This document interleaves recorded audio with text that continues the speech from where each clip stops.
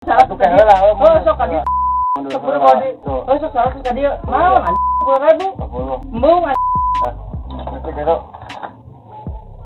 Kronologi pelajar mabuk todong pemilik warung di Sumedang pakai senjata tajam, minta uang Rp100.000.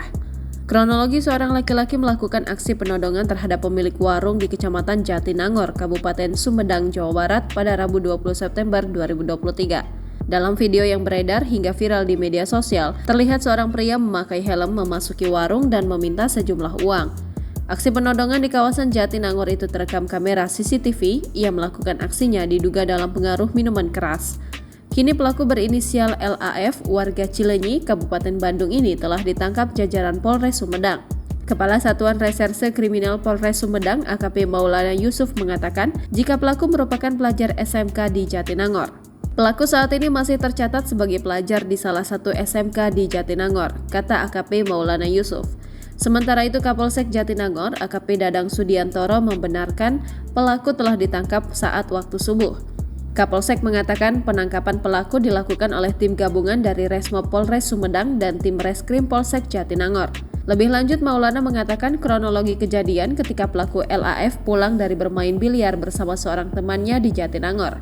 Pelaku kemudian berkeliling dengan motor di sekitar Jatinangor. Saat tiba di Jatiroke, ia melihat warung yang masih buka dan memutuskan untuk berhenti. Karena dalam keadaan mabuk dan tidak memiliki uang, pelaku turun dari motor sedangkan seorang temannya menunggu di motor. Pelaku lantas mendekati warung tersebut dengan membawa senjata tajam berupa pisau lipat. Kemudian pelaku disebutkan meminta uang Rp100.000 ke pemilik warung. Awalnya pemilik warung memberikan uang sebesar Rp10.000, namun pelaku menolak dan memaksa memberikan lebih banyak uang. Karena takut pemilik warung memberikan uang sebesar Rp50.000, lalu pelaku dan temannya segera meninggalkan warung. Maulana menambahkan berdasarkan pengakuan pelaku, uang hasil pemerasan tersebut digunakan untuk membeli makanan. Pelaku pun dijerat dengan pasal 368 ayat 1 yang mengatur tindak pidana pemerasan dengan ancaman hukuman penjara 9 tahun. Di sisi lain, Titin, pemilik warung, mengatakan aksi penodongan pria berhelm ini terjadi pada Rabu dini hari pukul 00.30 waktu Indonesia Barat. Lanjut Titin, saat aksi penodongan terjadi, ia sedang tidur di ruangan belakang warung, sementara suaminya bernama Syarifuddin sedang berjaga di warung. Titin menyebut jika pelaku penodongan tersebut berjumlah 2 orang serta diduga dalam kondisi mabuk serta tercium bau alkohol. Satu kali lah. Oh, sok kali.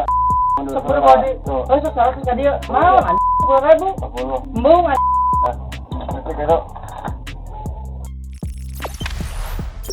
Jangan lupa subscribe, share, komen, dan like ya.